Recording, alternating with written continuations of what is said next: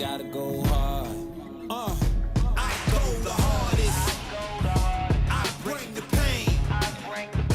Not what you used to. It's all part of the game. Yeah, I just gotta go hard. I just gotta go hard. Go hard. Go hard. Good evening, good afternoon, ladies and gentlemen. Welcome back to another episode of High Top Sports. Today we are live in the studio with, of course, the man, the myth, the legend, Mr. David Schloderquist, out there doing the big work, and a very special guest, the man of the evening, coming off the edge at Lamborghini speed, Mr. Princley Umanmielen. Did I say it right? Close enough? Yeah, it's close enough. Close enough. Princley, man, we appreciate you coming on here and hanging out with our goofiness and having a good time with us tonight, man. We got a lot of questions for you. I hope you're ready to get ready and have a good time. I know people are excited to hear what you have to say about this upcoming season. But tell us, man, I asked you how your break's been, and you said it hasn't been much of a summer break. Talk to us, man. How's workouts been going so far? Workout's been going good. Been getting after it every day. I mean, I've been here 3 years now. It's just like I'm a robot now. I'm just used to it all. Yeah, no, absolutely. Just you kind of can do it in your sleep, right? Yeah, exactly. And this is your second time going through the Billy process and Billy Napier's workout, Coach Billy. How has it changed for you your second time through, and how are you helping the new guys going through this new process? It's been much better the second time through. First time through, straight to conditioning wise, I know for a fact I did not know we was going to do that much running. I was not used to that much running. We run a lot, especially like before spring. That's when we go through the identity phase. And the first time around, man, it was tough, But the second time around, I was a little used to it, and I was able to, help the younger guys out, help my teammates out. Good.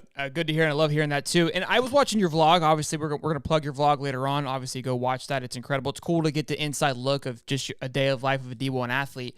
But at the end there, you talk about that, hey, look, Coach Billy's going to do some cool things.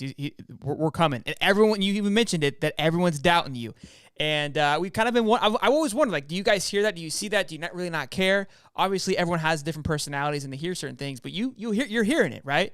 Are you using that for fuel each day? And again, what kind of gives some Gator fans something to look forward to and excited about? Like you said in your vlog, we're coming. Can you break that down a little bit more for us?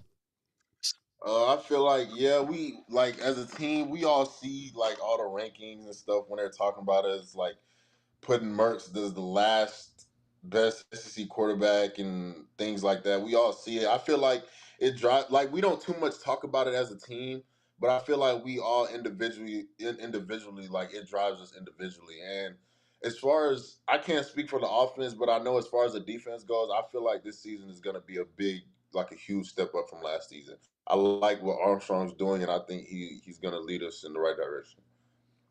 I love hearing that. We had Jaden on last week talking about what Coach Armstrong's able to bring and what he's going to bring. And we noticed in the spring game just the speed and the energy that you all had is that just a direct reception of what Coach Armstrong has been able to bring in for you guys? For sure, for 100%. Like he emphasizes, like he's a real high energetic guy, and he emphasizes running to the ball. He emphasizes aggression. Like that's his top thing. Like we're going to be an aggressive defense. So yeah, I think how we played in the spring game was like a reflection of Coach Armstrong. Well, I love hearing that. That's cool to kind of hear you say it, break it down, that it's a reflection of who he is and what he's able to bring. So again, we all had questions, but I think you could tell that his energy was, coming through you guys during that spring game. So that's going to fire some people up. And it's cool to hear you say, hey, we're going to be a lot better than we were last year. Speaking to the merch noise, there's a ton of questions. We put like a little survey out saying, hey, guys, ask some questions for Princley, which I'll go through in a little bit. But a lot of people are asking, hey, what's your thoughts on Mertz? And my question to kind of go into, him being ranked last in the SEC, have you noticed a subtle change through him week to week, kind of just, more honed in, more dialed in, or has he just kind of been the same just since he got here, has been dialed in? Yeah, to me, like I don't too much like pay attention like really to like the quarterbacks, but I know for a fact like since he's got here since week one, it always seems like he's always trying to get extra and just go the extra mile to be a better quarterback. And one thing about him also too is he's not just out there doing his own thing. He's making sure he's helping out the younger quarterbacks in the room also. Leadership. I love that. Dave, what you got, big guy? Yeah, and speaking of the younger quarterbacks, man, how have they been? How have they been performing? How have they been taking it all in? How they Man, I think Max, if he gets the opportunity, he'll surprise a lot of people. Like watch Max play. Mhm. We joke around and we call him Menzel. We call him little Johnny Manziel, but yeah, he's a real athletic quarterback. Like very very athletic. He has a very very high ceiling. We call him Maximus Prime, Yeah, so Max Manzel's the new nickname apparently. We've been missing. I love that. I love me some Johnny Manziel, so I can get behind that. just call him Maximus Browniness. I love it. We got a super chat here, Princley, from Chris Sorley. He says, Princley, be real now. No exaggeration. 15 sacks a season, question mark? Yes. Oh. No hesitation. No hesitation. Straight to it. So let's talk about your goals and your individual focus this year. Obviously, you changed positions. I kind of want to have you talk about that a little bit. Do you feel more comfortable now with the position change? You talked about it in your vlog a little bit, but I kind of want to hear it again from you now. Again, goals and in that transition and position. Goals wise, I feel like I have the ability to lead the country in sacks and be an All-American and do all those things and win the Bednarik Award and all that. So I feel like this season, those are what I'm chasing as an individual. As far as me changing positions, I wouldn't say I'm more comfortable, but I will say I've always like since I got here, I always felt like I needed to play that position. Like Coach Grantham, whenever Mullen was here, they had moved me to like I was in his room, the outside linebacker room, for a couple of weeks. A lot of people don't know that, but like I always knew like when I got to the next level, I wasn't gonna be like a 3-down defensive end. I was gonna be on the edge or I'll be an outside linebacker. So I'm just happy that I got this position change now and I don't have to, go through it when I'm already at the next level and I get to get the experience now. So I'll say that I always felt that I needed to be at this position, and now that I'm here, it just is good. Go ahead, Dave. Yeah, I was gonna ask. You talk about the defense and how it's performed, and now the offense, I guess, has a little bit more question marks just because the guys on defense are a little bit more established, and you've got a lot of receivers taking spots from last year. I mean, Ricky Pearsall returns, but you got some guys we probably haven't saw a lot on the field. Jaquavian Frazier's, Caleb Douglas, some of those kind of guys. Has there been a guy on offense that you just said, hey, somebody's got to watch out for this guy? I mean, other than Ricky, I feel like everybody knows Ricky's dangerous, but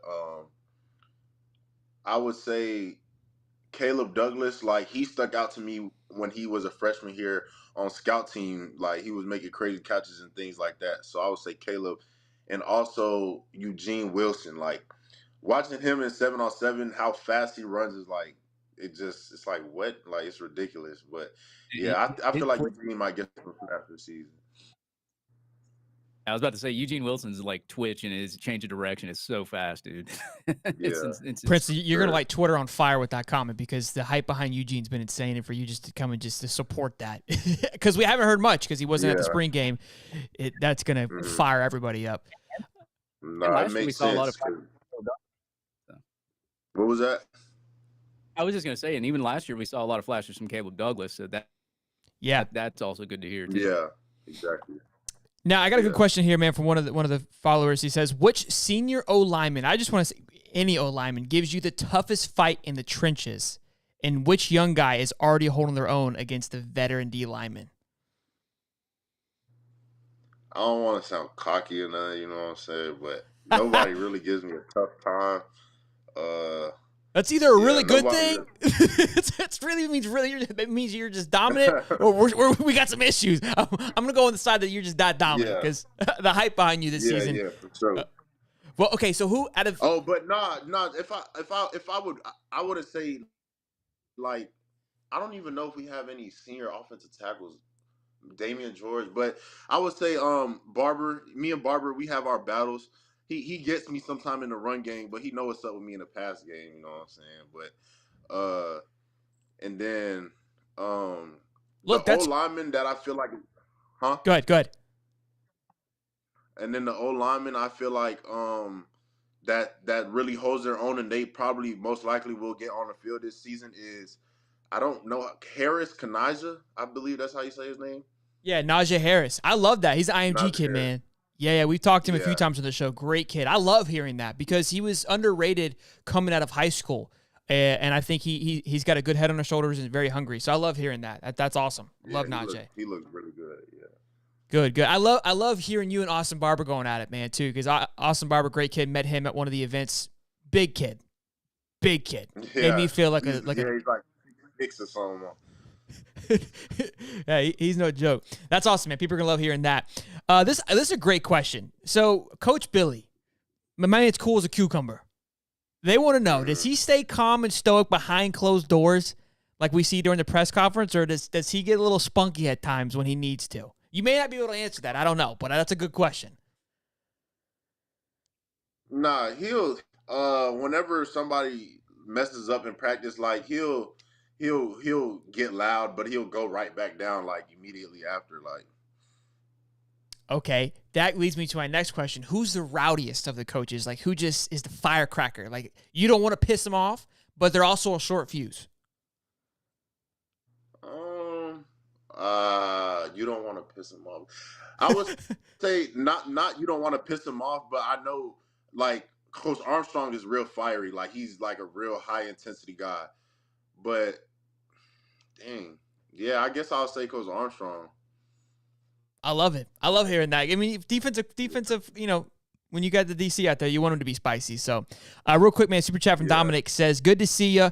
How's it going, Princley? We can't wait to see you on the field. No one likes us but us, and it feels pretty damn good. Go Gators. So, everyone's fired up, man, to have you here. Another super chat says, what do you think of both Banks and Jackson's coming in this year? Also, what have you seen out of Kelby Collins off the edge? A little two-part question there. Man, Caleb is like he's real athletic. Like he's one of those guys, kind of like Javon, started off skinny in high school and just grew into a D lineman out of nowhere. But he's like a real athletic. I think he can rush the passer really, really well. Um, I think he's used to playing on the edge, I feel like. So the beginning stages of spring, he wasn't like the best at the run game, but as spring progressed, he got so much better as it. I think he's going to become a complete defensive tackle. Like if you look at Caleb Banks in pass right now, you would look and be like, that's an NFL defensive tackle. And then when you watch him pass rush, you just see the athleticism on top of that. Incredible And compliment. then Cam, huh? I said incredible compliment. That's awesome to hear. Yeah. Yeah. Cam, he's ginormous. He's for his size, he can move a lot. He can move really, really good at the nose, pass rusher for his size. But he's also I feel like he's one of our most complete defensive tackles. Like he should be really good this season. A lot of hype behind Cam Jackson and just a lot of excitement. So again, great to hear you kind of support that. What about Kelby Collins? Have you taken him under your wing, or how's that been? So I'm an outside linebacker and Kelby plays F, field in. So he's like kind of like we're in the same room, but he's more of like Boone's guy, Justice's guy. Okay. But Kelby, he's a young guy, and everybody knows what it's like to be like a young D lineman. Like I feel like that's one of the hardest positions to like develop in because you're going against guys way bigger than you went against in high school. Like, but yeah, he's young. But the thing about Kelby, he makes plays and he might do the wrong thing, but he'll make the play, and it kind of makes me mad that that happens. I'm like, bro, but like, but like, I think that's something that Mike P is gonna correct, like, come to the season, because we tell him you're not gonna be able to do that in the game. You're making the play right now, but when we going against guys in the game and it really matters, you might not be able to do that. But he's definitely has the athleticism and the strength to make an impact this season. He just young guy got to learn the plays and things that you can and can't do, because everybody learn. I know everybody in like all D linemen have to learn a lot of things you did in high school you can't do in college.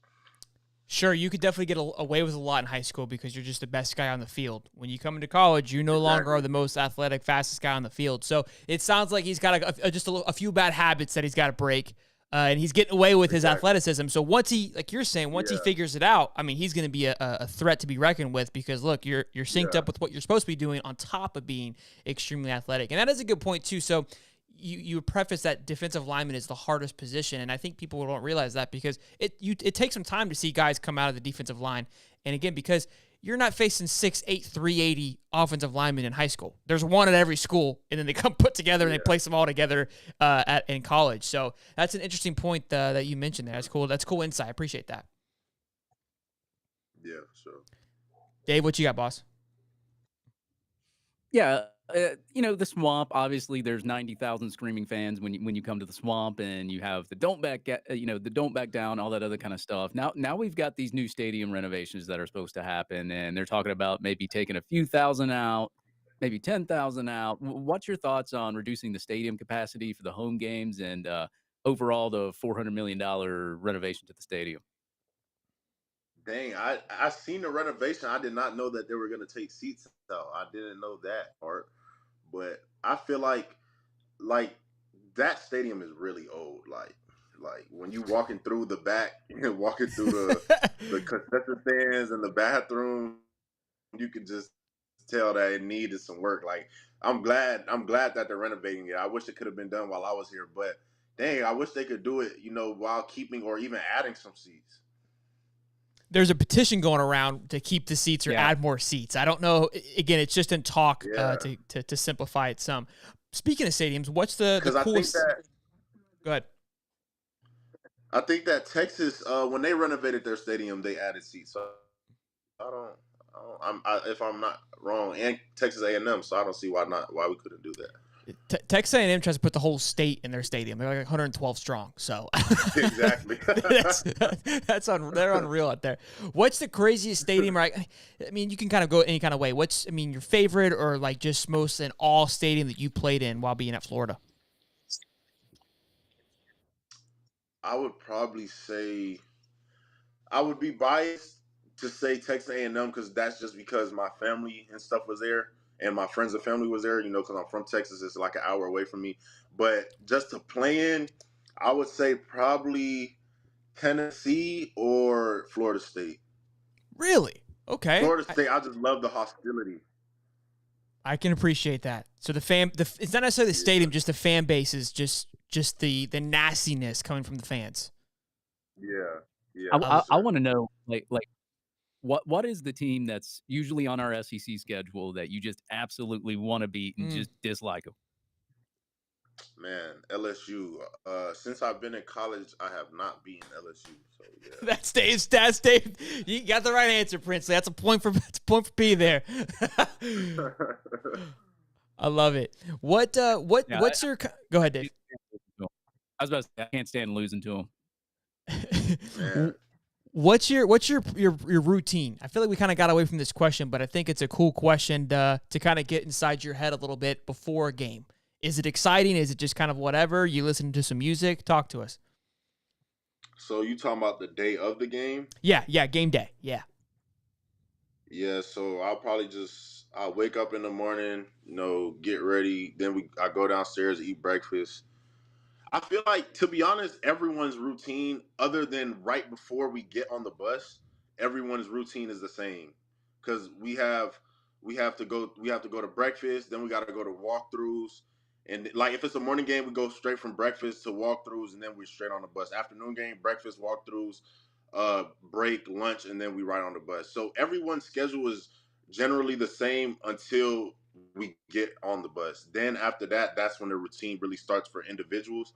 So after we get on the bus, I'll just put my headphones on. I'm listening to music, zoning everything out, get out, do the gator walk, or go to the locker room in the away stadium. And I always get stretched. I put on my pregame stuff, and I always get stretched by one of the coaches before the game, and then I pray, and then it's time for warm ups.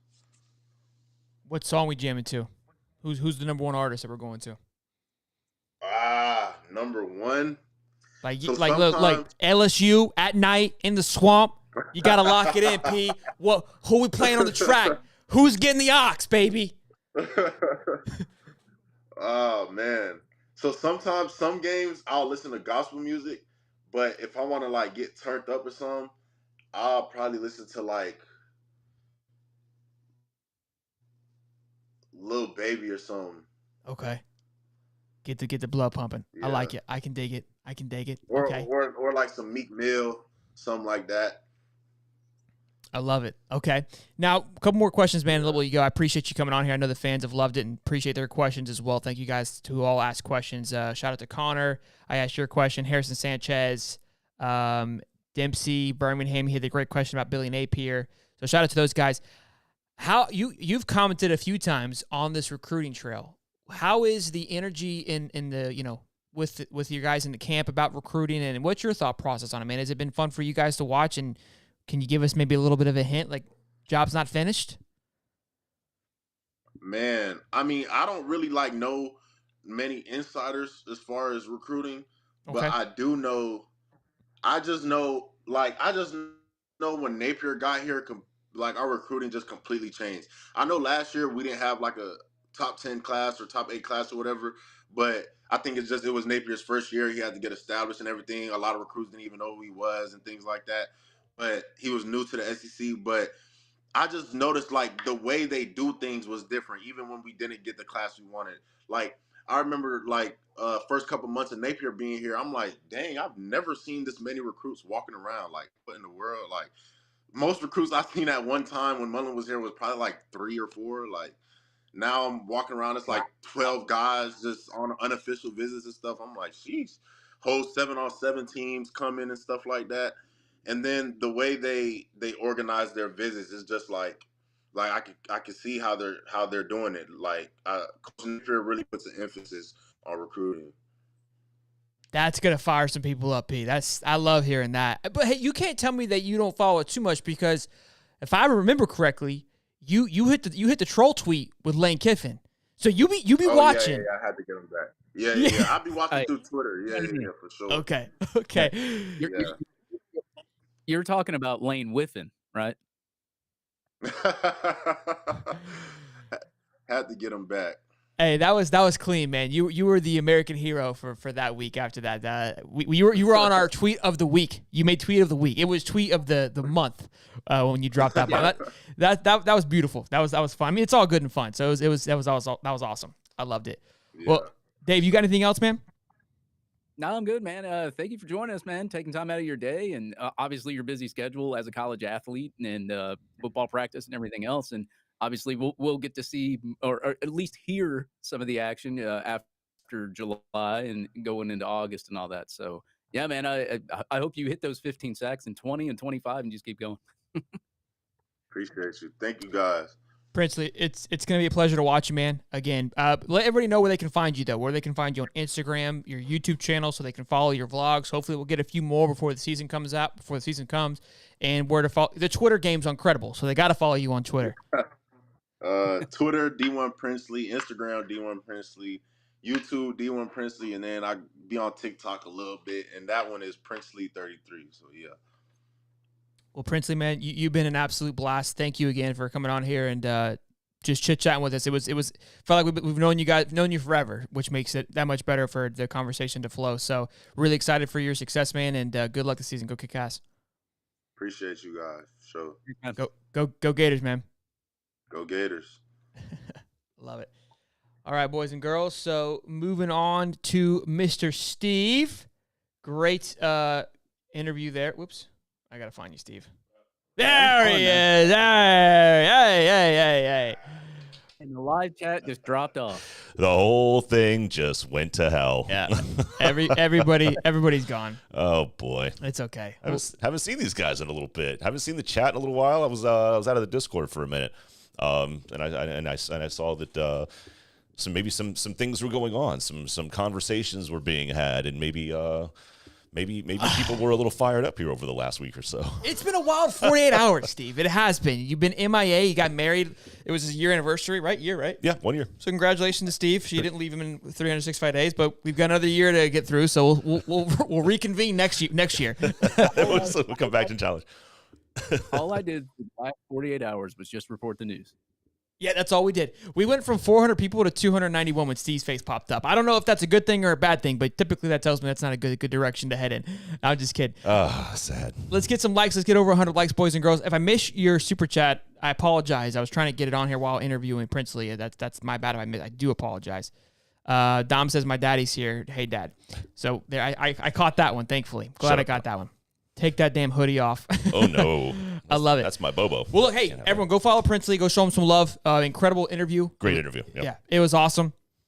It's such a good time and really cool. I mean, he gave some great insights and some great little nuggets that I know people are going to run with on Twitter. Maybe even Josh Pate might even retweet it and how much he loves it. What do I know? We're just spitballing here. Just back and forth. Why would he do such a thing? Just a little ping pong here. No big deal. Why would he retweet anything from here? I have no clue. What's that? I didn't hear a word you said. I just said I have no clue. Oh, you have no clue. All right, let's move on. We'll get into that in a little bit. Deuces Wild, boys. We got another recruit today following Monday in Fletcher, Westfall. Mr. Kendall Jackson from Gainesville, Florida. Big pickup here. He was a 3-star on all platforms except on 3. He was a 4-star, which we're going to get into a little bit later on. But it's hard to keep a straight face. Yeah, I'm cheesing out, bro. I'm just trying to report the news here, boys, and have a good time. Oh, boy. But yeah, look, awesome week here for the Florida Gators. This is, I mean, the last week was the first week of July, but it was a holiday week, right? Doesn't count. Although every other school seemed to be on an absolute burner last week. So, look, second week of July feels like we picked up right where we left off June. So that feels fantastic, moving us up to 18, 19 commits. 247 should have updated us by now. We're still well behind Ohio State in recruiting in regards to ranking. Look, they have a healthy class going on, as does Georgia. Georgia's on a, I don't even want to talk about it, but They're killing it. We are at 273. So like I thought, with 19 commits. Okay, 19 commits at 273 with an average rating of 92.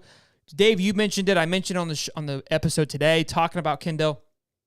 Highly underrated, I feel. I think On3 has this one right. All joking aside, I feel like they're a little bit ahead of the curve on his ranking. And I think Kendall's going to be an absolute beast. And that's our 5th defensive lineman of the class. And look, going back to what Princley said in the interview, that position is extremely hard, and it's extremely hard to transition. So it may seem like that's a lot of guys, but if you go look at the depth chart, offensive linemen or just the roster, there is 100 offensive linemen and 100 defensive linemen, because it is such a hard position to grow into and to learn, that you have to have a lot of bodies to work with. So it may seem like a lot, but it's needed. And look, I trust Billy and what he's doing. I'm loving the guys that are coming in. All big guys, too. All big guys. Dave? Yeah, I mean, if you look at just offensive line itself, I think it averages like around 6'5" or 6'6" and over 300 pounds. So, I mean, I don't think there's any offensive line we've taken, or offensive linemen we've taken, and that have been over 300 pounds or 310. And then obviously we discussed it last week when Zachary Carter and Gervon Dexter were here. They looked side by side. They were freshmen, and they were just as big as they were. So, I mean, I like it. I especially love the addition of Westfall. I mean, this was a kid that was completely slated to go to Clemson, and we thought it was over. And then within like midweek to Friday, oh wait, here comes the crystal balls. Wait, I thought it was funny when the Clemson insider, I think it was one of them. I think it was a 24/7 guy. His name started with a B. Anyway, the same guy who picked DJ to flip to Clemson. I think same guy, right? I don't know. I'm kidding, Dave. I didn't even know somebody did that.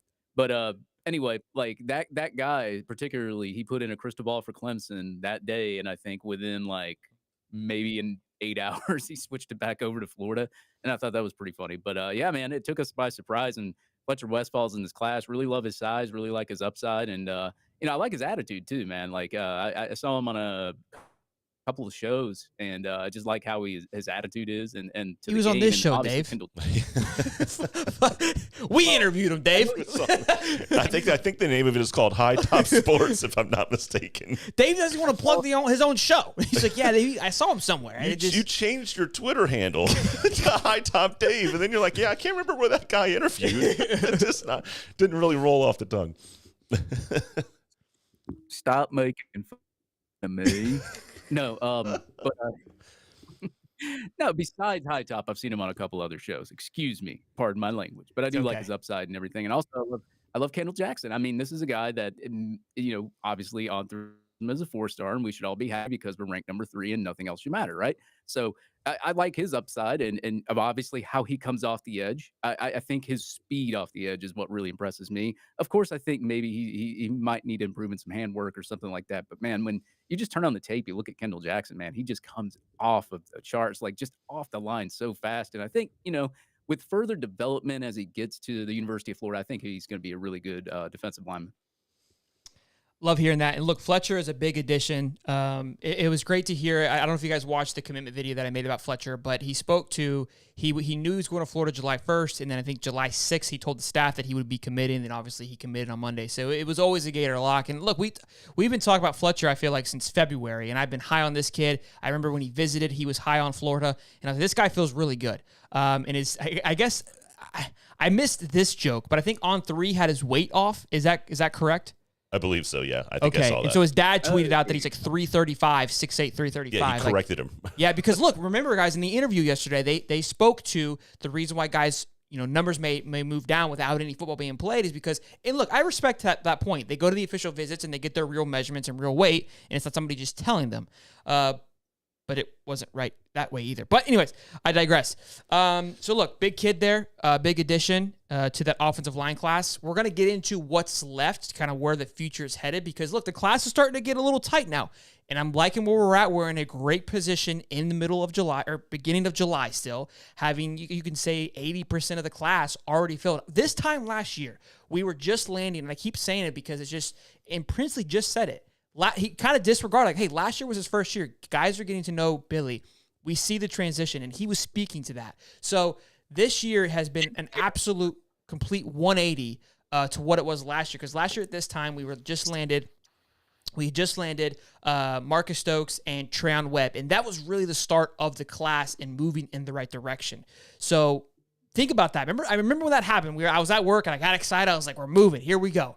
And so that was great. We did some good things, but we were behind the 8 ball for the rest of the recruiting season. I mean, we were trying to capitalize on every big game. I mean, every game we had, I feel like Utah, every game we had at home was packed out with recruits. I think all that worked really well for this season. It was huge for this season because a lot of the guys that were at those games are now part of the team now, and because they were part of that process.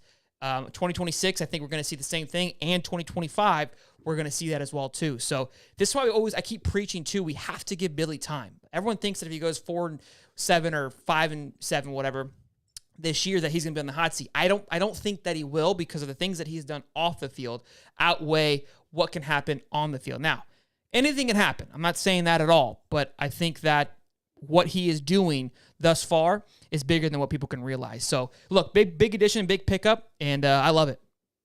Yeah, to the point that Princley made with having that many recruits on unofficial visits, having full 7-on-7 teams coming in. The one thing that I believe was really the downfall for Mullen is just the ability to continue to fill the top of the funnel. Mullen put all his eggs, and it felt like one basket per se, and he would go all in because he didn't want to have to do the effort to bring in these large groups of kids and continue to go through that process. It seemed like he would hone in on guys who he thought he had a high chance of success with, and then he would target those kids and make sure that he was able to pull them in. Whereas I think Billy's taken a much larger approach, and I think being more thorough from what you can gather, at least. And then I think Princley kind of confirmed that is, look, you're gonna miss on some guys, and you're gonna hit on some guys like Westfall who maybe you didn't think you had a shot with, but you're never going to hit on a kid that you don't recruit, you don't bring in, that you don't give the experience to be on campus. And that's, I think, where Mullen's biggest issue was just that overall experience of getting them on campus and then moving that ball, getting that ball rolling little by little. And I think I want to, because I'm speaking to the haters here, because you know that a lot of haters are going to say, well, Princely's supposed to say that. He's part of the team. And you're right. He's supposed to. Anytime my mom or my wife compliment me, that's your job. But I think you can tell, we all watched an interview yesterday where a lot of people were still questioning, what the other person was saying, because we're all humans. We all know how to read and listen to people. My point is, when you heard Princley speak to it, it didn't feel forced. That was very natural in his, his breakdown of what Billy has been able to do since being here. So it felt, again, very organic and very just like, yeah, that's how he truly felt. It wasn't like they're, forcing Princley to say these things. That's just like, no, it's actually really changed. So look, that's more so to the haters. I know we all believe it and we love hearing it, but you could tell that it was a very genuine response to what Billy's been able to do. Before we move on to the next topic, which we've got a lot to go over, Josh Stein says, by the way, I've never said this, but I think it's important to note, I absolutely love your channel, Sheldon, Holly, and Dave. I look forward to every live and video. It's great what you're doing for college football. That genuinely means the absolute world to us. Absolutely. We obviously put a lot of time and effort into producing the best show we can each week and each day. So thank you, man, for the love and support. Get me all emotional there. We got almost 400 people in here on a Wednesday night. I'm loving it in the middle of July. Absolutely incredible. Make sure you smash the like button, subscribe if you're not, and turn the bell on because you don't want to miss a live when we get bug nasty with it. You know what I'm saying? All right, boys and girls. So speaking of, let's kind of, stay on this recruiting trail, and then we're going to get into some On3 talk. Obviously, we interviewed the CEO of On3 yesterday. Recap that interview. So Dave and I, before I get into this, hold on. Dave and I talked after the interview. I go, hey, are we going to recap the interview? And he was like, what do you think? And I go, honestly, I think we should let it be because the comments and the people will carry it enough. And then he tweeted out today, Shannon Terry tweeted about the Kendall Jackson being the highest rated player out of all the other recruiting sites. And I was like, all right, we're back on. So we're going to go break down everything and give you our thoughts and opinion about it because I felt like that was a little bit of a, it was a what did you call it? A retaliation? Little retaliation, just a little nudge there. Little jab. Remind you that he hadn't forgotten about it. But you opened the door. So we're gonna walk through it. Then we're going to talk about Josh Pate. Josh Pate called us out. I don't know if you guys saw it. He's going to say he didn't. It is what it is. I'm going to respond to it and give you my thoughts and opinion. Dave's going to stay out of it. He just reports the news. But I've got my take on it. Then we're going to talk about FSU football. They are poised to have a big month. That's the word. So all eyes are going to be watching. I'm going to be watching, hoping for an epic failure. But we'll get into that. Some UGA talk, and then obviously tweets of the week. Dave's favorite segment. So 434 people in here. I wouldn't be surprised if Josh is watching. So make sure you guys drop a like and show some love. This is too fun. We're having too much fun here. Gators heating up. So look, guys, we're getting down to the wire. What's fun is, like, I felt like 2 months ago it was a big cast net. It's like, we're gonna get this guy, we're gonna get that guy, we're gonna get this guy. And now that we're getting down to the wire, it's like, okay, what do we want? What are we trying to close out with? What we got going on? So Dave, what do we got going on? Talk to us. Yeah, man, big barbecue coming up, and actually, I think I have an updated list here from Blake Alderman for who's going to join the barbecue. It said, but apparently another prospect is supposed to be committing here soon, and on the 14th by the name of what is his name? Just Teddy Foster. I can't think of his. Got you, big guy. Teddy Foster. The wind beneath your wings. He's supposed to commit on July the 14th. He is Cornerback. considering Florida. Yes. And Corey Raymond does like him. Maybe that is a Florida lean. I don't know. I haven't been told anything yet at the moment, but I think Teddy Foster will commit to the Florida Gators. I don't know, but we'll see. But I think the barbecue is like something really everybody's looking for. Let me go see. I'm trying to pull up this list real quick. Here we go. So yeah, it says I'm not logged in. Real See, I'm quick not before you, yeah, prepared. I got you. No worries. I'll pick you up again. I'll just carry the team again. So the barbecue happened after the Friday Night Lights last year. Just for those who don't remember, Friday Night Lights was on Friday. The barbecue happened on Saturday. Again, it is a complete 180 from last year because a lot of weight went on that entire weekend. Friday Night Lights was massive. They had to wake up the next day and go right back into it and really make sure they put on a good show and a good time. I don't think we closed too many that time. I think what it was a building block to the future, which I referred to a little bit ago. This time I feel like it's going to be a building block, but also a smaller turning point, kind of like that big weekend we had back in June, where we get the last few pieces before we go into the end of the season. Because if we can go into the season and we've got, let's say, 4 or 5 spots left, and we just really go all in on some top 4 and 5 star recruits to really bring in the class, I feel really good about our chances on flipping somebody like a Jeremiah Smith, which seems completely out there right now. But comes December time, the classes start, rolling through. Let's say we have a phenomenal season. There seems to be some upside. Brian Hartline takes a job in Northwestern in a few days. I'm just spitballing here. All these things start to add up. You could flip, but someone like a Jeremiah Smith's not going to make that kind of announcement without probably some more movement, and that's where I think we need to be a little bit further along so we can close on some big guys that may be teeter-tottering back and forth between a few. Dave, the list? Yes, got the list here. Sorry, I am unprepared here, guys. Sorry about that. But obviously, DJ Lagway is going to be there. I'll just go through the UF commits: Daniels, Jeray Hawkins, Fletcher Westfall, now a UF commit, Mike Williams, Marcus Mascal, Noel Whedon, the German offensive lineman. I can't say his last name. Michael Barreau, Amaris Williams, Miles Graham, Adarius Hayes, Aaron Giles, Jamonta Waller, Kendall Jackson, Xavier Filsame, Josiah Davis. The whole cavalry is going to be at this barbecue when it's all said and done at the end of July. And LJ McCray, a big target that Florida is heavily targeting right now. He's going to be a maybe at this barbecue. I would assume he does show up. Jamari Howard, a name that was synonymous with Florida Gator fans at the beginning of the cycle and then kind of fell off a little bit. And now he's showing up at this barbecue. A kid that was formerly committed there to Michigan State, decommitted, and we thought he was coming to Florida. Obviously, he didn't even go anywhere. He's still on the board, so he's going to be there. Obviously, DB Wardell Mack, he's going to be there as well. Teddy Foster, the guy I was trying to talk about, he's expected. And then a bunch of 2025 kids. If you want to go down the list of 2025 kids, I can. I don't know how familiar. Give him a few. Just give him a few. Yeah, running back Waltez Clark, wide receiver Ryan Williams, who's currently committed to Alabama, wide receiver Kobe Howard, wide receiver Javen Boggs, offensive lineman Owen I can't do these names. Stray Big, linebacker TJ Alford, and the list just goes on for 2025 kids. And these kids, obviously, you still want to get them on your campus because, like as you said, last cycle, we had a bunch of kids on our campus may have not been that familiar with Billy Napier because, Princley Umanmielen came in and said, well, his first year he struggled because nobody knew who he was. You got to get these 2025 kids in there so they get more familiar with Billy Napier, more familiar with the staff, more familiar with the facilities. And I think it's really, really good to do that at a barbecue. And especially it's not Friday Night Lights anymore. And I don't know how they're going to change that next year. So, it is a long list. Of course, he said he's going to update it as he can, but this is all from Blake Alderman. This is not my list. So, LJ McCray, though, I would say watch out for this month. It could be a guy that could pop. We will see. Xavier too. Xavier's another big one that's obviously crystal balled. So look, I think the biggest target. So Xavier's he's not even listed as a barbecue yet. He could go though. Okay, big targets for me that I feel like we obviously wide receivers. So Abrams is a big one. These are all flip guys though. Chance, Jeremiah. These are all guys that are committed elsewhere that we got to do some work on.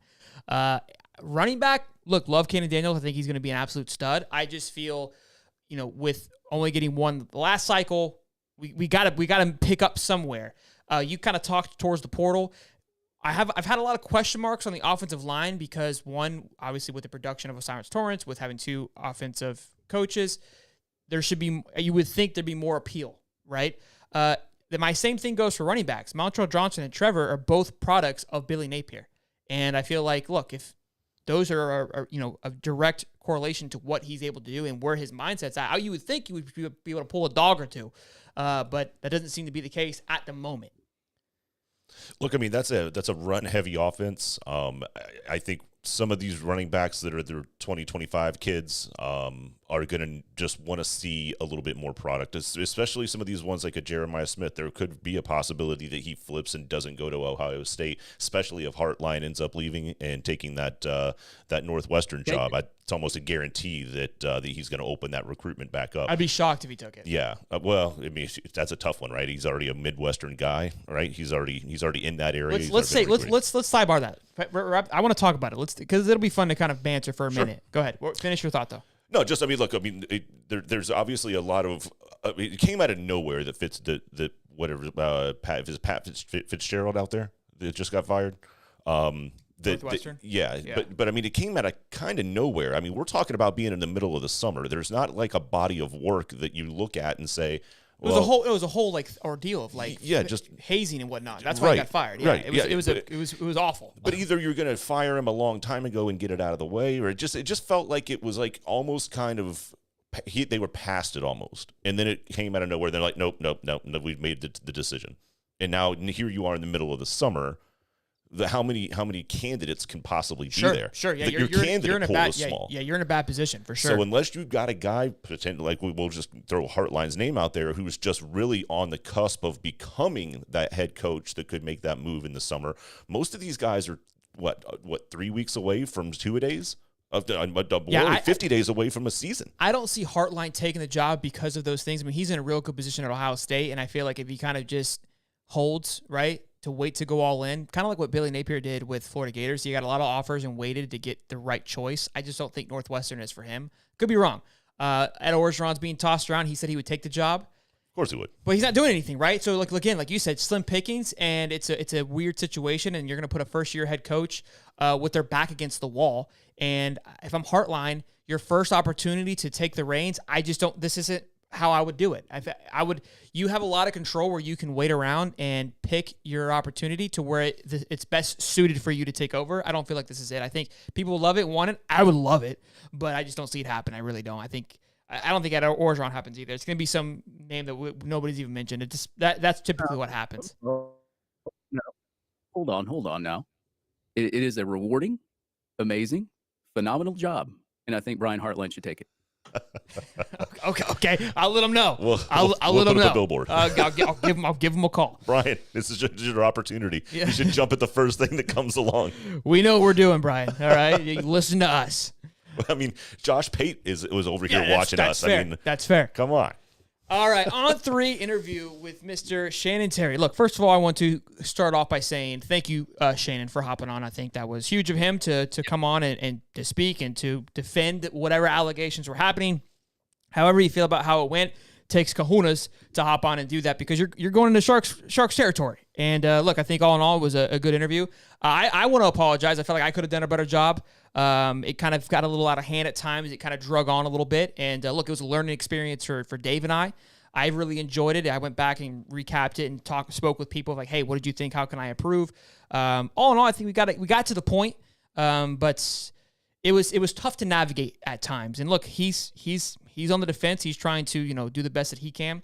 But all in all, like I said, I think the key was I knew kind of halfway through, I go, look, all I can do is just have the conversation and allow people to have their own opinions about it. And the video has over 300 comments of people just exploding their thoughts and opinions on it. So, look, what I was hoping to, have happen was people, have their thoughts. And I told him in the interview, which was interesting. Nobody really commented towards it, but I go, look, man, I was kind of impressed that you came on here because I felt this was a lose-lose for you.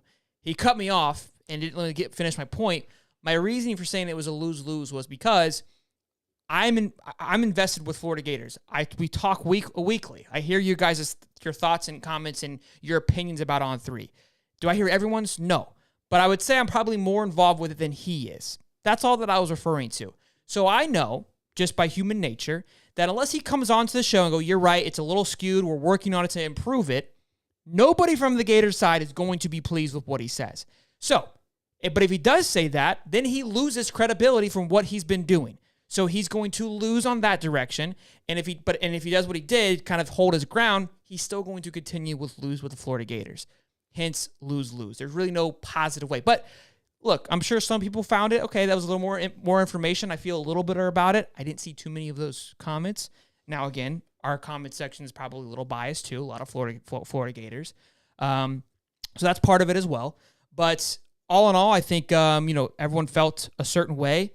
And again, we weren't going to talk about it because I felt like it was a very respectful interview. But then he took the jab with the Kendall Jackson tweet. And it was ironic because he prefaced very early on and throughout the entire interview that we don't care what other recruiting sites are doing. We don't compare ourselves to other recruiting sites. Well, then why did you tweet today that, hey, guys, look at this kid. He's higher ranked than anybody else compared to any other recruiting site. You kind of lose a little bit of credibility when you do that. But and again, the entire process too was he's like, I don't listen to Twitter trolls or all these bots that are making up this story. Well, no, you do. Because everybody's responding to it. Josh Pate has been responding to it. You're now responding to it. And that was my point of bringing it up and having the conversation was it is starting to be more of a noise than it ever has before. He denied that. I still disagree with that. I wasn't going to argue with him. The proof is in the pudding. Everybody and anybody is talking about it right now. A lot of it has to do with the fact that no football is going on. So we're just talking to talk. I get that. But Josh Pate is over here just like popping up a video after video. I don't know who he's answering, but he's like defending these like people getting upset. And look, that's his industry. So I get it. This isn't a shot towards Josh by any stretch, but it's starting to make a noise. And I think that was kind of what I was trying to get at with him. Steve, let me go to you because you weren't there for the interview. Let's get your outside take on it. Look, I mean, you don't respond to nothing. As a human, if there's nothing, there's no response. There's nothing to respond to. The fact that he answered even a call or a message to have a discussion about it means that he knows that there's enough noise in the system that he needs to address it, or that noise is going to get louder. Right? That is a stopgap measure to try to address a situation that you know is escalating.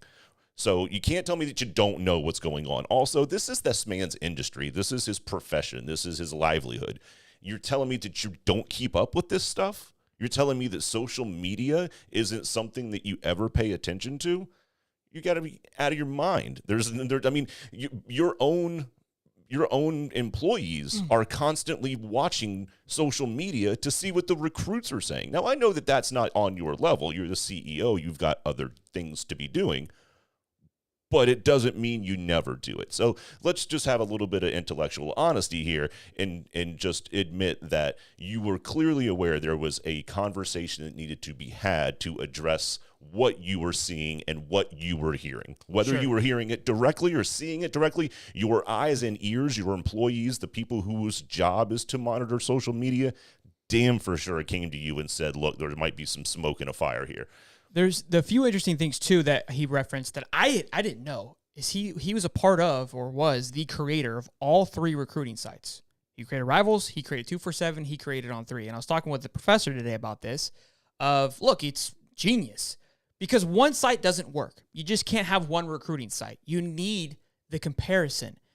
That's the only way these two things, all three of them exist is if they are different, is if they are competing.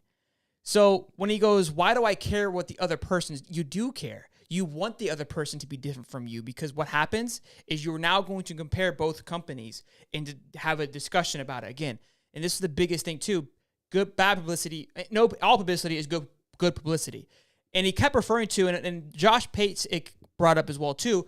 What is the point of burning a or another school? Like, why would I roast the Florida Gators? And I was like, look, that's a great answer. That's a great response. But when if it's just you creating three websites, well, if Steve and I decided to go and create three recruiting websites and we're a Gator fan and FSU fan, we're probably going to be a little biased to other schools just naturally. And I think where the other thing was starting to come to as well. And look, now we're getting into big allegations, and this is all hypothetical. I want to make sure this is very clear because I don't want to get tagged by anybody again that I'm over here just stirring shit up. This is where it's getting deep into the conspiracy theory is, right, that they're taking money from schools to apply certain ratings to players. Like, hey, if you go to this school, right? We'll bump your rating up. And the thought process is that school could be paying these recruiting sites to adjust a kid's ranking, right? And so now you have reason to adjust somebody's ranking. Now, again, that's extremely conspiracy theory. I know that, but you have to understand that's where this is headed, and that's why it's being stirred up. So, see, I don't think, just real fast, and I don't mean to cut you off, but I don't think there's as much of a conspiracy theory to that as what you're alluding to. You think it's more true than not? I mean, if you go on, let's just say Amazon, and you go to a product and you read the reviews, the people who are leaving reviews on these products and rating them so highly are paid reviews. Sure. So what's the difference here, right? If a school wants to go to these recruiting evaluation sites and offer to pay them to rank their kids higher, it's no different than a company going and paying somebody to give positive reviews to make their product appear more attractive for the average consumer. Like that happens on a regular basis. As a matter of fact, it was happening so often that even Amazon started to flag these things as sponsored reviews, so that you knew the difference between the honest consumer and somebody who was paid to say something. So it happens. And I spoke to this with the Chauncey Bowen situation, because even more so with the NIL, and I was referencing that to Shannon too, of look, now with NIL evaluation, if Kirby goes to On3, go, hey, I'm trying to get this kid, bump him up 2 spots. I'll take care of your 20 spots when he comes to Georgia. Look, I'm getting deep into the weeds here. Bump him up 20 spots when he commits to Georgia, because his NIL evaluation is going to go up. And I'm going to tell him, like, hey, once you commit here, you're going to go up in rankings, which is going to make you more valuable. There's just a lot to it, right? Obviously, we're getting a little back into the conspiracy theories. I don't want to do all that. Let's go back to the interview. Dave, you said a lot during the interview. You're saying a lot now. What's your take, big guy? Can you just give us the face expression? I think that says it all. Can you just... I just report the news. No, you have to answer, Dave. They want to know your thoughts. No. I'm kidding. Yeah, I went back and actually listened to the interview one more time today, and some interesting nuggets. First of all, all respect to Shannon Terry for what he's done, created the websites, and he's done for recruiting and everything else. And it's not me attacking anybody or anything else like that. So I'm going to go ahead and just put that down to rest and all that. But I went back and listened to it, and the thing that really irritated me was the fact that he wouldn't let you finish what you were really trying to say, and he just kept referring to, we don't do this with the rankings, and you guys are ranked third. He kept giving the same answers. I wanted more from him. I wanted more of a respond to this kind of what's this about? He didn't let you finish the questions, because we were already past the ranking thing, and he kept bringing it up, and that's what really irritated me with that. The second thing is I went and I had a lot of DMs from people. People were sending me screenshots of things, and I don't have an On3 membership, so I don't get on their boards. Shelton, I think I sent you the oh yeah, the image. I got you, big guy. Yeah. Yeah. Here's a shot right here. Somebody had sent me this, and it says, and Power was answering some of the On3 questions on the site, and he said, him and Cody Belair and I go through and watch and rank all the players. It's something we work on all year and update 10 to 12 months over 3 concurrent cycles.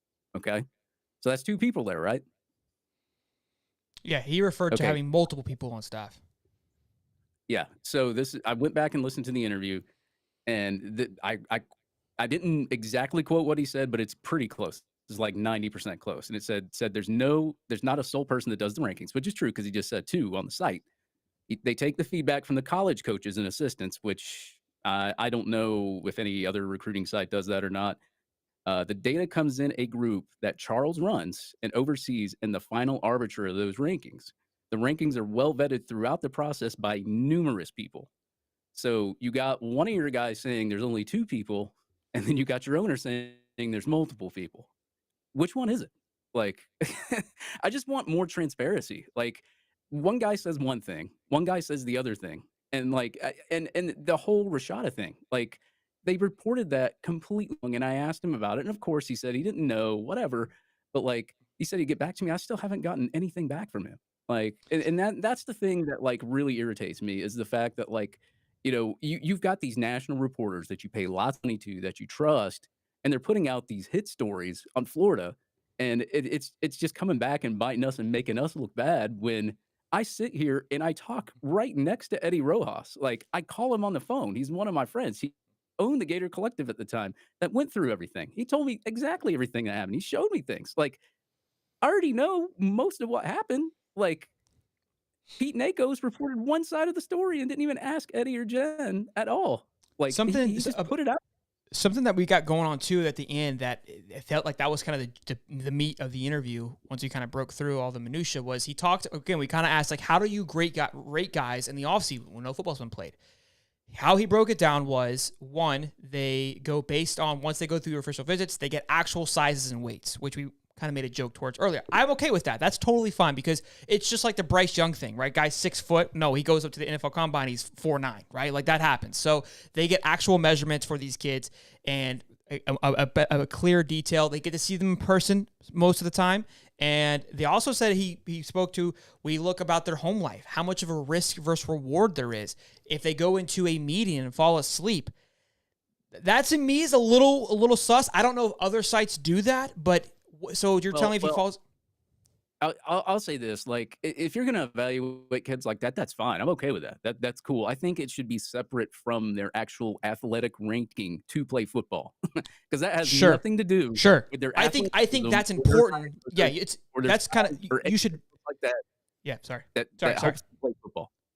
Yeah, But 100%. it should be like some kind of attitude or aptitude or whatever you want to call it rating, and keep that separate from the athletic ranking that tells them that they can play football. Yeah, okay, because you in NFL talks about it all the time, right? They had to vet these guys, and you'll hear about it in the NFL, like, hey, great athlete, great football player, doesn't have the mind for it, has it back. You know, we're not. It's like the movie Draft Day, right? He's got a head problem, right? Those things are important. So a lot of those things, but I kind of called him out on Miles Graham, which is a very minute description, and it's a very small detail. I get it. Out of all the thousands of kids that get rated, I was trying to give him an example. But I was trying to give him an example to compare to what he's saying. I go, look, Miles Graham hasn't been anywhere. He's only been to Florida. The last place he visited was Michigan in February, and he's been at Florida since. And I go, so you're telling me, because they said they go to coaches as well to get the coach's opinion, which, again, that's however you view that. I go, so the only coaches that I would assume you spoke to about Miles Graham would be about Billy. And you're telling me Billy kind of gave him a negative review? And he goes, well, no, people would have passed him. So because Miles didn't visit any other coaches or have any other good news to happen to him, he slid back because of that. There's, again, a lot of question, and I'm not trying. We're nitpicking a little bit. It's a new company, things like that. And look, he admit that they're not perfect, and I appreciated that. And I think too, what they have to realize is like, look, I said it multiple times. You're a critical site. You criticize players and recruits. You have to expect to be criticized back for whatever you're saying. That just is what it is. But look, we can go round and round about this all day long. I think you got one more thing? Sorry. I got one more. Sorry, Dave. I did not get to talk that much during that interview, so I have some things I got to say.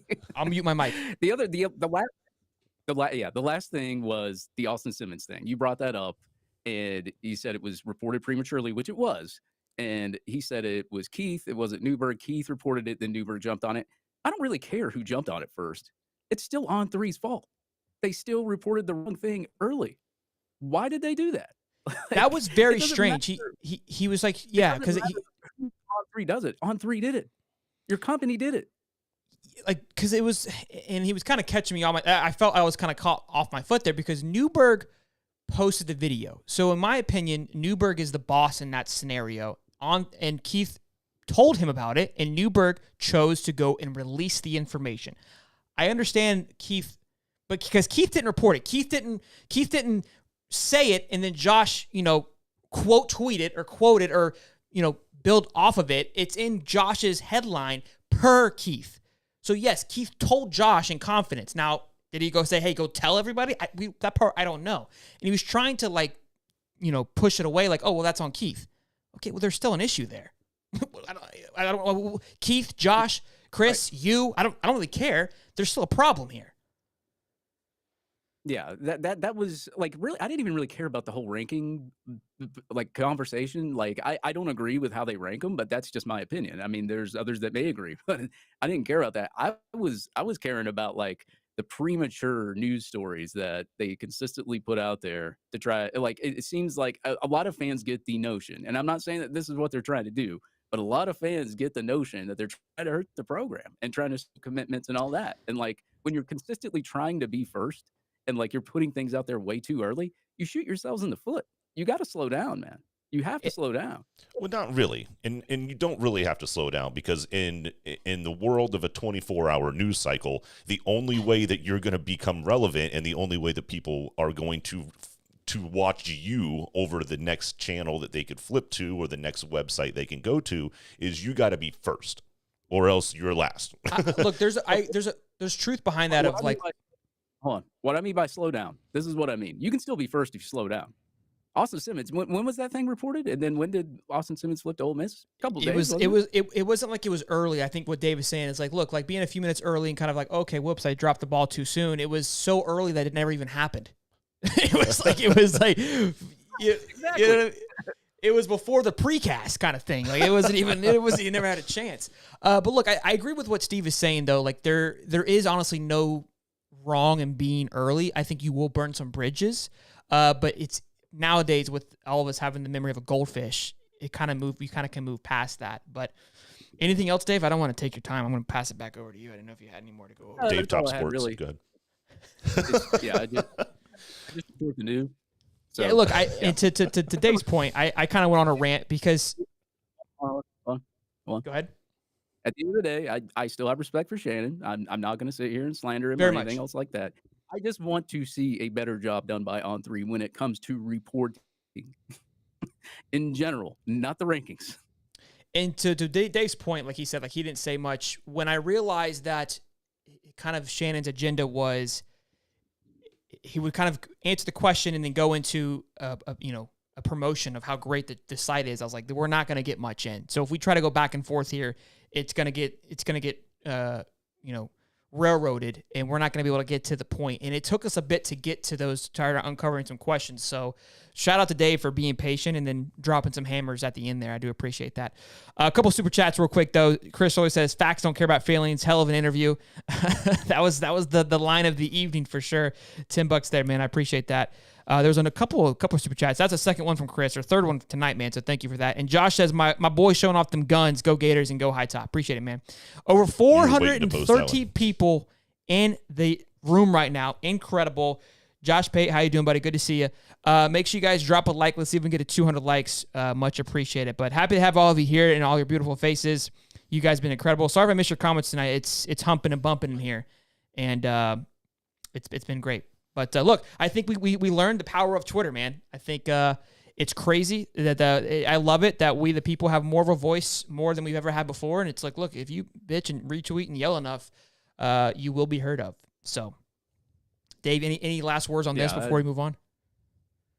I kind of stayed out of everything after that interview, and I was like tagged in a million things, and I was like, I'm not replying to any of these. Yeah, and we're going to go on to our next topic here. And this has been a fun one. I've done some consulting on people on how to handle and how to approach this situation with Josh Pate. So Josh Pate, for those of you who don't know, quoted a segment. I'm pretty sure he cut it down even more to me stating, because I asked the question for Shannon, why respond to user 2912 if you're not guilty? And that was my question. And you said the same thing. Like, well, I don't. If you've got nothing to talk about, if you've got nothing to defend, why even respond to it? And so basically he said, Josh was, his comment was, he quoted it and said, hey, look, like, you don't understand it because you haven't built a big business. That's how I read the tweet. And I've been debating on how to approach this, how to, handle and respond to this. I wasn't mad about it. It was fun. It was good. I don't feel like it was negative at all at first. I was a little like, oh shit, like we pissed off Pate. I think I was a little taken back by it because it's like, hey, first of all, I didn't call Pate out, nor did I really call On3 or Shannon out. I was simply just reporting the news, as Dave says, and kind of talking about the feeling of Gator Nation and just going over what had happened. I may have formulated an opinion on it, and that's fine. I expect that. I found it weird that somebody with, as big of a following as him, like you're the trailblazer. You're the guy that's leading the way here, right? We look up to you. Josh does a great job. He threw us out in the wolves there. He didn't necessarily take a jab. He's like Steve in a way where he's very passive. The tweet was passive. He kind of set it up in a way to where it's like, this is a jab, but I can always back out of it if I can. Pate's good with his words and let his posse kind of drag us. Thankfully, the Gator Nation is strong and proud, and they were all over it, and they came to our support of it. But look, at the end of the day, I think that we're all on the same page here. I think we just want more clarity on everything. That's all that it is.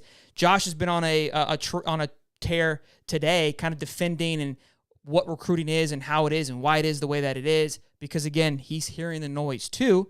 But, again, we just want answers. We just all want the same thing. I think we can all come together and have a good, healthy discussion about it. Shout out to Josh Pate for showing us some love. I appreciate it. It was cool. Good. We were good enough to get love from Josh Pate, so that was good to see. But, again, I felt it a little bit of a low blow, right? You taking a shot at the little guy. If I would have called him out, maybe said something about him, and now I've kind of opened the door for him to respond. I get that, but we're and you even said it in your tweet. We're kind of the little guy. We're still building our business.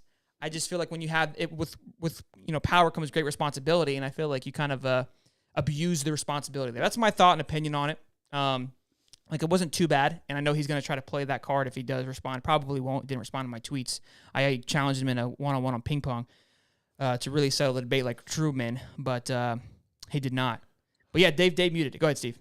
Well, look, the first thing that I would like to see from Josh Pate is a thank you card sent to us for changing the narrative of what he's had to do over the last week, which is defend the University of Georgia football team. So thank you, High Top Sports, for giving Josh Pate something else to talk about. Sure. So that's first and foremost, and then also kind of to your point, man. Like, the guy is awesome. I've spent a lot of time watching him, his show, the growth and development that he's had with it. So nothing but the most respect. But he does have a gift of subtlety, to where he can say something and you hear it, and then you're like, yeah, no, he's good. Was that about us? Yeah, he's was good. He talking about me? He's good. I can't tell if he's talking about me or not. He's good. But look, that's the beauty of this time of year, is all we got to do Just talk about it. Talk about it, baby. And we're talking about it now. We got 400 strong on a Wednesday night without a damn football game for another 3 months. Incredible. But look, I think it was fun. It was a learning experience for us. It was interesting. But the one thing that I stayed true was to myself, right, and believing, like, hey, I don't feel like I said anything wrong. I don't feel like we overstepped. We didn't do anything wrong. We had an opinion about something. Clearly, people are frustrated. You wouldn't continue to respond and make all these videos trying to defend something that did not exist. I feel like it's like a political battle, right? It's like the red versus the blue. We're all usually screaming at each other, saying the same damn thing. It's just our perspective on it's a little bit different. If you can have a little more clarity on both sides and figure it out, I think that would be the way to go. But all in all, again, it was good. It was fun. I enjoyed it. And I think he's moved on and he's defending his other stuff. But that's part of it, right? He had an opinion and you take it on the chin, and that's the name of the game here. You learn to have tough skin. That's something that I've learned over the last 3 years of running this thing. Is I get shit on constantly. I have been a big component of responding to user 691254332, and I still do it. I try to respond back with sarcasm to really kind of just brush it off. Your mom is a classic response from High Top Sports, so it's usually kind of is a good zinger just to really end it. But I love it. Hey, look, again, you guys have been incredible with the support. Like, honestly, like I was shocked. It was cool. I was talking to my wife. I was like, you don't know, like you're confident, but it's easy to kind of, quit on yourself at times. But then the amount of support that came rushing through all of it was just really cool. Like, look, no, he's not wrong here. His opinion's not invalid because you dismiss it, Pate. It has some validity to it, and you should kind of slow down and listen. I think that was cool to hear from everybody. Again, people said I was an idiot too, that's just part of it. That's daily. And look, I think the last little bit here too, the reason why they're still talking about it is because, it goes back to, there's no all publicity is good publicity, because they have now created sides. And you love that. You've got blue versus red, but there's never really a winner or loser. We're not going to vote at the end of this. So it's just going to be a constant battle and a war. People are going to, like your boy TJ at double dick and a handy, they're all in on three because they love what's happening. The dogs, they're loving it. So On3 is winning here because the fans that hate Florida are now doubling down on On3 and vice versa. Nobody's losing here. And I get it. A lot of people say that. It's what it is. But good stuff, man. Good stuff. Dave, anything before we go on the next topic? Yeah, it's just I like Josh Pate. I've interviewed him on my podcast before. I have nothing against him. He's very articulate. He's very articulate with how he talks and all that. And I watched the video. Like I don't really like. I don't know if I saw. I just don't get really mad at things. So I have no clue. Half of Twitter has blocked you. Don't tell me that you don't get mad Yeah, at things. Dave, he's more passive and yeah, subtle. Dave, Dave, hold on. Dave, we're going to call you out on this bullshit because Dave tries to pull this like, oh, I don't talk. Dave, you be rounding people up, bro.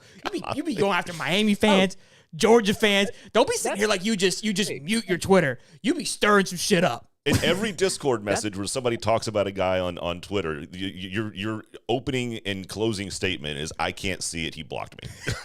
But if it's in the middle, it's like, but I don't like to get involved. Like, what are you talking about? It's everyone. Elon Musk. Let him go. College sports banner should never be taken personally. I Fair don't enough. take it personally. True. Fair enough. Personally, if you block me and you get mad, that's on you. That's not on me. Fair enough. Brian Boggs said David versus Goliath. That's what it felt like. That's what it felt like yesterday. I felt like when Josh Pate came and made that comment, I was like, Shannon called his boy and said, "Hey, we need to get buckle up." And I was like, Bring in the lefty. "Put on the spacesuit, boys. Let's buckle up. Let's ride." I loved it. Ooh. I love it. All right, whew, man, the good stuff. You got fired up again right there, didn't you? I love it, man. It's fun, man. Yeah. Dude, like, and again, here's the same thing. The reason why I kind of can respect and appreciate what Josh Pate and Shannon do, because all they're doing is defending something they built and created and love. The same thing that I do on here. When I get spicy and I get rowdy or I get pissed off at a comment, it's because it annoys the shit out of you when you put a lot of blood, sweat, and tears into something like this that you love, that you work on building, you work on growing, and somebody just takes 2 seconds to try to shit on you, pisses you the fuck off. So to that point, I relate to them 110%, and I get it. And like you said, Dave, it's just banter. This isn't personal. I'm not upset. And even with the Tennessee guy, I love it. That's part of the game. I've learned again. This is fake. None of this is real. It's just us shitting and having a good time. Go ahead. You know what? I see that Tennessee guy. I get sent links from this YouTube channel from this guy. If this guy wants to use our stuff and create it into his own, he can at least give us credit. Can we get some of his monetization? And second of all, if he wants to come on the show and talk some shit, go right ahead. I think he would. He would. He'd hop on. He doesn't seem like he's that aggressive about anything. Will you cage match Shannon like Elon versus Zuck? I would love to get in a boxing match with somebody. I think that would be hella PR. I would be all about it. Honestly, I will wax Josh Pate in ping pong. So I'm not even joking. Like, that's not a threat. That is a promise. Okay. I see him talking shit on Twitter. I will drive wherever you're at. I'll come to you, Pate. Your court, your pump, your balls, your paddles, whatever you want, big guy. Your ball. I want the smoke. I see you tweeting about it. Like, what is it going to take? We'll put it up on the big screen. We'll start the new boxing, like how YouTubers box one another. We'll be the sports podcasters who ping pong one each other, the hell out of each other. That's way cooler than boxing, anyways. Nobody gets hurt. We'll have press conferences where we're talking shit. I'm here. DM me, Josh. Wide open, big guy. Let's talk about it. Too funny. I love it. This is the greatest TV show on Wednesdays. I don't care what anybody says. Josh isn't on Wednesdays, so no, absolutely not. It's free, people. I just want you to know this is free. I pissed off a whole Twitter space. I probably have done that. I will say that. Yeah, it's called Twitter. Yeah, Dave. It's just called Twitter. Dave, it's like, I think Dave has two personas because he's like, yeah, I think I pissed off a whole. Like, Dave, what do you mean? Yes, you have. That's a daily. He goes. I have to go to work today. I'm like, I don't think you went to work. I think your job is to piss Twitter off. You got a side hustle? I'm the cool, calm, relaxed guy that just pushes the red button and sees it. You're the worst. Yeah, you're the worst. You're just reporting the news, baby. 3 years ago, if someone like you, Dave, I would have been smashing my head into the damn wall. So. All right, boys, let's move on. Good stuff there. Good drama. FSU guys, they're we love them, we hate them. Steve's blowing them. We've been hearing about this big week coming up. It's coming. Tim Larson says best sports talk show on any day. That's what I'm telling people. Shout out Tim, love you, Bubba. But look, they got to do some work here, Steve. And I made a bet with one of our buddies today, and we'll get into that. But I want to hear what we're looking for. Obviously, Lesser's a big name. Jonathan Daniels. Who else could your FSU lovers be looking for? Well, look, I mean, we've already pulled in 4 this month alone. We've got Ricky Knight, who is a 3-star defensive back, Red Morgan, safety, and then, the big body D.D. Holmes out of the DMV area, if I'm not mistaken, 6'6", 240. But look, it's not just going to be a big month for FSU. Lester, Charles Lester III is at the end of this month. I want to say the 28th is his current commitment date. But this is going to be a big next couple of days for Florida State. It looks like Jonathan Daniels has announced that he's going to be committing on the 15th. Yep. Now Real look, quick. yeah, I don't mean to cut you off, but look, I do. But so I thought he was a 5-star. 247 dropped him. I mean, we just spent half this show talking about rankings on certain sites. I don't know. I was shocked. I remember him being he was very high, and I looked today, and it seemed like he's dropped a little bit on the 247 side. I'm just maybe his height and weight didn't maybe his family life didn't add up. Well, I was trying to kind of see your calculator. Like I was like, because Ryan was like, oh, they're not going to finish top 5, and I was like, well, based on who we think they're going to get. Again, so what I plugged in was Josiah Trader. I feel like you guys pull him over Miami. No way Miami makes it. If Miami makes that happen, you guys should just quit football. Jonathan Daniels, I think, is a great offensive tackle. And then Lester. I hope Lester goes to Colorado, but let's just play that he goes to you guys. You're going to be sitting at a top 5 class just with those 3 guys alone. Now, you still got Bama that's going to work its way up. LSU's going to work its way up. Oklahoma, Oregon, those guys. But I made the bet that they would finish top 10. And I truly, unfortunately, really think they're going to. If they land those guys. If they don't land those guys, all hell is going to break loose. But those 3, I think, are going to be, for where the class is now, I think you have a very healthy class already. But if you wanted to get to that next level, I think these 3 are going to be the catalyst to get there. Am I wrong in saying that? No, not at all. Especially with Daniels, because if you remember, we had 2 4-star guys that were very, very highly regarded by Florida State. Both of them ended up going to USC in Zan DeMella, if I'm saying that right, and then I'll butcher this name, Manasseh Ateli. Both were big guys that FSU wanted, and we lost out on them. Not to mention a 4-star kid who ended up going out to Stanford.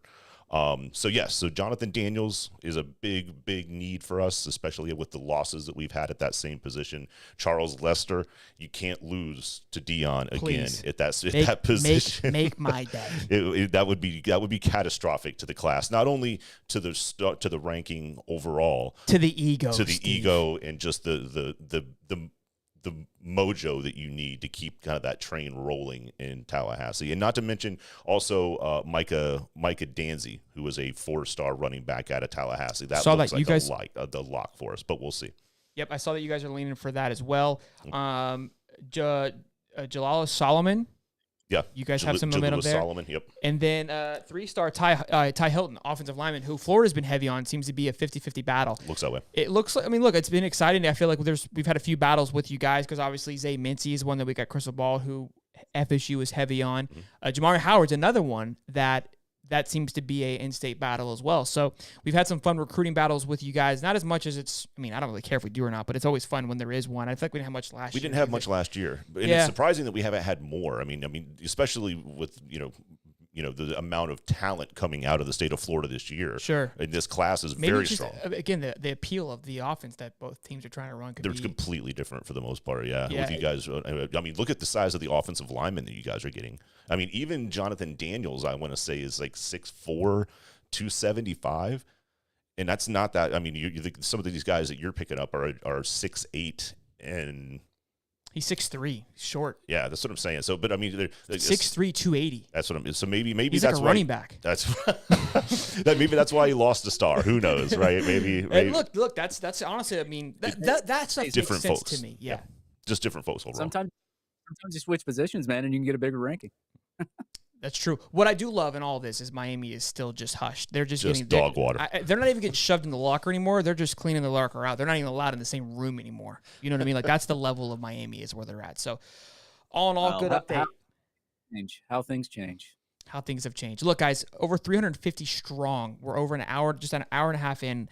Again, the way this family is growing has been absolutely incredible. It honestly just it's rewarding week in and week out to have you guys show up, because every time I click the live button, I go, hopefully they show up, Steve.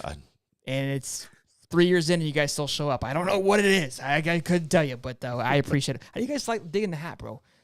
Neither Steve nor Dave gave me a compliment on it. It's fresh as hell. I was like, Look, I talked about it before. Little bro gave me some love earlier. I saw Yeah, this. I like I like You the did. You did. I You did. like the You muscle did gainer. compliment. I You like did the muscle compliment. gainer. Yeah. I just want to let you. I want to let you know that Dom says he can't donate anymore, but he'd like to sit on my face for some reason. I don't know why. Dom can donate. He's just being cheap. Tell him that he owes me from what he did the other night, so he needs to sack up and quit. The $2 need to bump up to $5. Okay, you little spit bucket, little piece of shit. What the hell happened?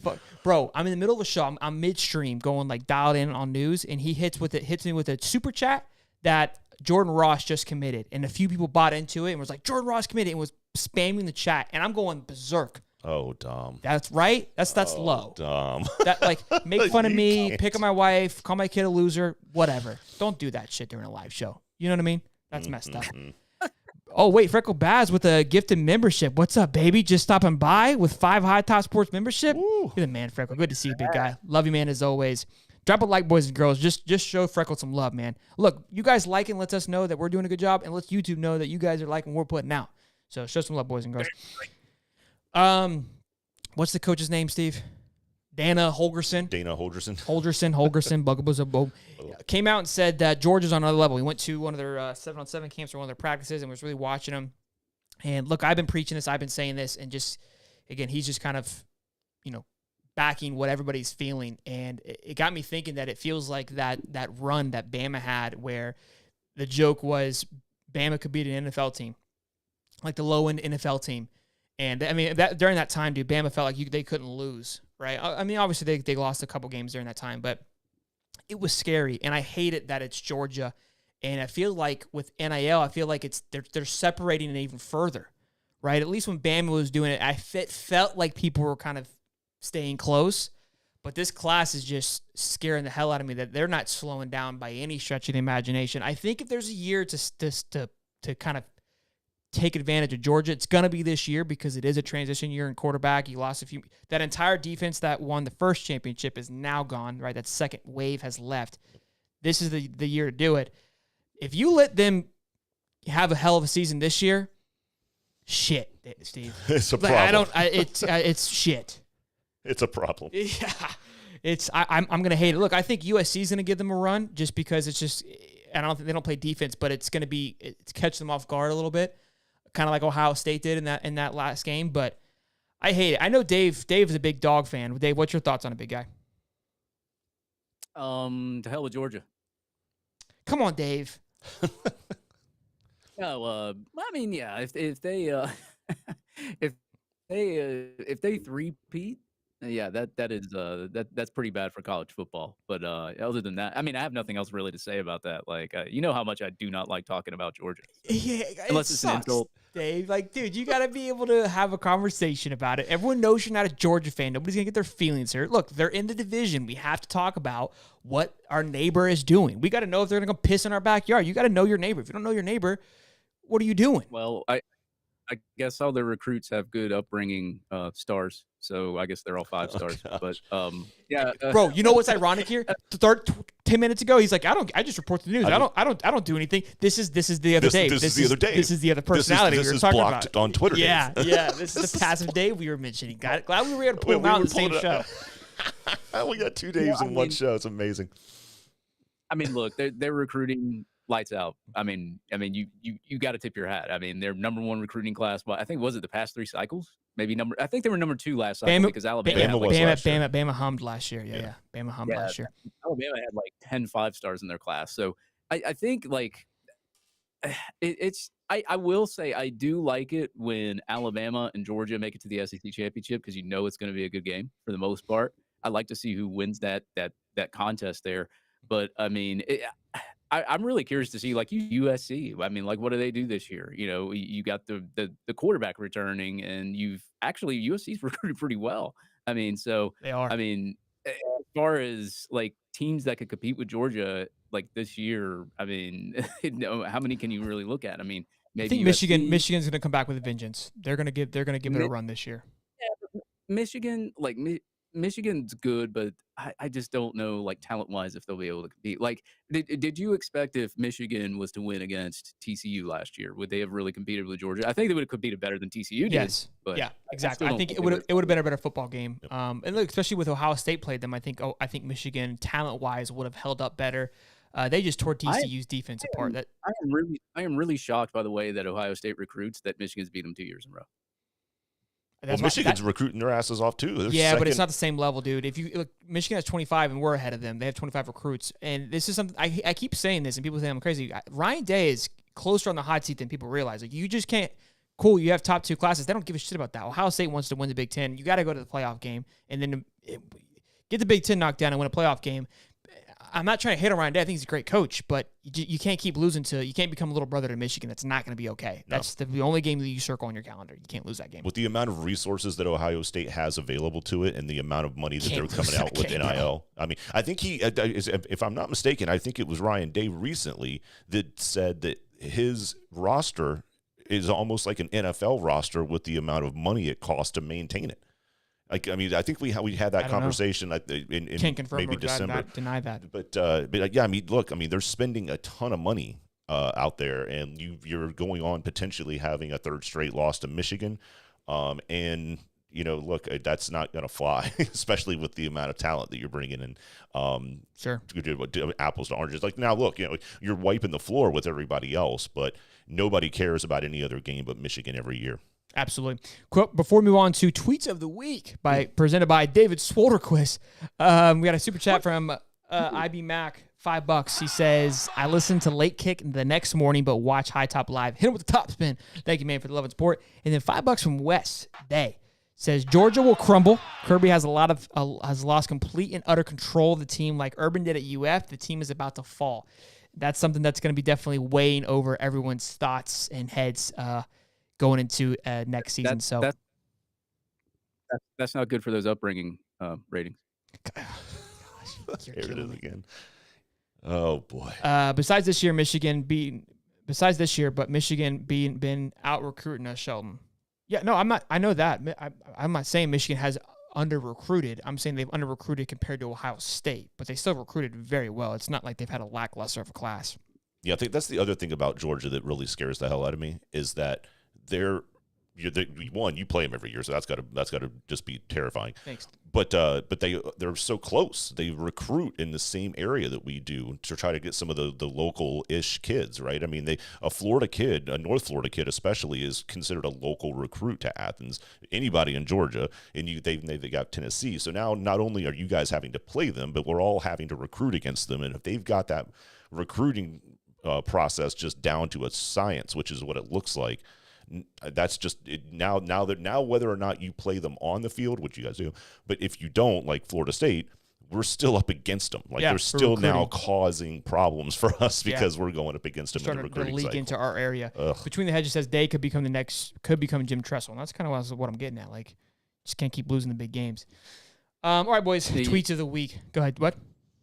I was gonna say, like, before we in that segment, like, y'all were talking about like comparing them to NFL teams. Wouldn't it be cool if like they took the worst NFL team and put them up against like the best college football team? That's in, like, disrespectful. We were talking about that, bro. Like, people were saying that, like, college football team wins though. That would be hilarious. It would never happen. Never happen. That's disrespectful to the NFL teams. Like, I was talking about this actually the other day of like becoming in the percentage wise to be a D1 athlete is the top 2%. To be in the NFL is the top 1%, and to be good in the NFL is like 0.5%. So no, I don't think that's even close. Timmy T says blocked on Twitter. Dave is more fun. That I like that. That's alternative. Timmy T, thank you. Yes, thank you for that. All right, moving on to tweets of the week. First one here from S. Sammy. Go ahead, Dave. You pick this one. You can explain it. This is a good one though. Yeah, I saw this tweet and I thought it was hilarious. I was just scrolling down the timeline and actually DM'd this guy and I said, "This is hilarious." It's like I mean, it explains itself. I mean, you can just it says they don't know that we maybe can rock. It's just kind of like it's like you said, it speaks for itself. I love it. It does. We have this one here. So go ahead and explain this one too, Dave. So this is really funny because somebody had posted this on Twitter, and Marco Wilson had released a video that he had an interview with some really popular YouTube channel, or it was like a popular show or something like that.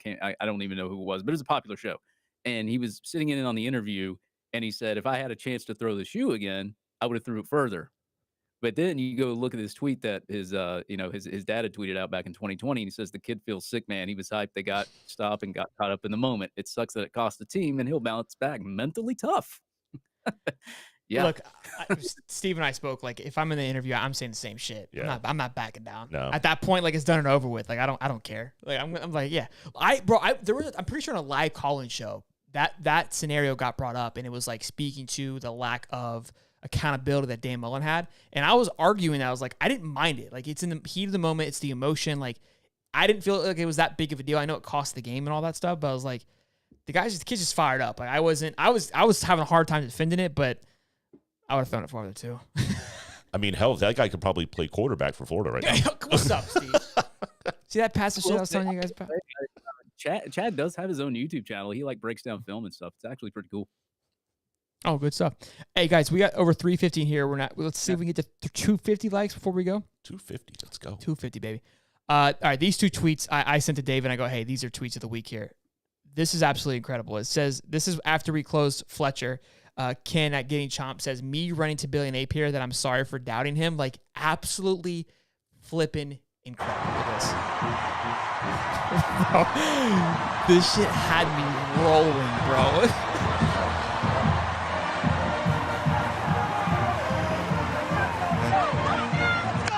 Bro, like, I just related to it so much. Like, first of all, we obviously beat Clemson now, which makes it gold, but just it's a gold tweet. It's an absolutely gold tweet. Me running to tell Billy Napier that I'm sorry for doubting. just full steam ahead. Hey, my bad, bro. My bad. That's coach. yeah. I loved it. I was so totally expecting him to trip. I'm not gonna fall. I'm not gonna lie. You were I hoping thought because there you're was a a hater. trip. You're a hater. You're a hater. He's such a dweeb. That guy is such a nerd. Take it easy on Dabo. I love Dabo. Ugh. And then this one here literally had me in tears, bro. It just Blue Orange Gator, an incredible count. I got to see this guy's face. I don't know who this guy is, but this guy does not miss. I've been talking to this dude for years, and I don't even know what he looks like.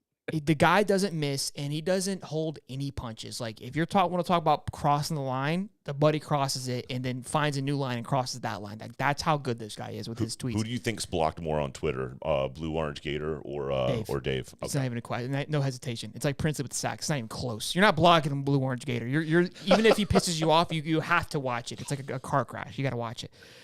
On 3, checking recruits' height and weight at camps. Bro, what's up, bro? Well, Yep. 3 stars. Bro, the timing of it, just the 4-star guy. the right delivery, right? The tonality of this tweet here is just exceptional. Exceptional. Even the punk. After the Westfall thing, that's when he tweeted that out. Yeah, even the punctuality on this was fucking spot on. Incredible. Incredible. I love it. I love it here, and I love you guys. That's it for tweets of the week.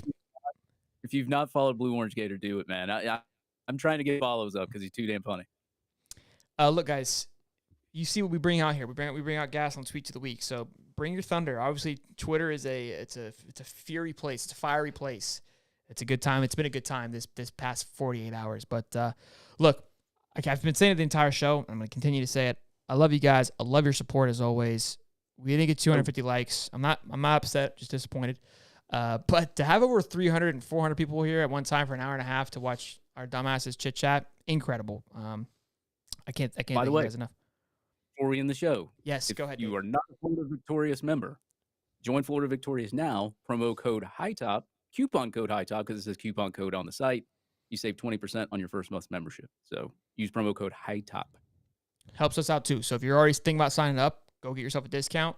It gives us some love, and obviously Victorious and Jen will hopefully they'll give us some more interviews for you guys so we can keep doing these great things. So again, drop the like, boys and girls. Again, love you as always. Until next time, we go live on Sunday for our NFL show with the professor. Show's getting better and better each week. Got a lot of things to talk about with the new Netflix series dropping. Johnny Manziel's show is dropping August 8th, and then Swamp King. So we've got a lot to talk about over the next few days, or next few weeks, months, until football gets here. We're jam-packed, so we're not going anywhere. You guys be good. Have safe. God bless. Have a great weekend. Until next time, I'm Shelton. I'm Holly. And I'm the Dave Meister. Boogity, boogity, boogity. And $2 from Doms. It's Holly Double Chin. Love it. Take what I hate and finally make a move. I think of you and all the shit you don't do. Well, I'ma make hella sure that I don't become you. I have no regrets, yeah, I'll tie up my chest. I'll never forget what it's like to be in debt. Been stabbed in the back bed, I'll show you what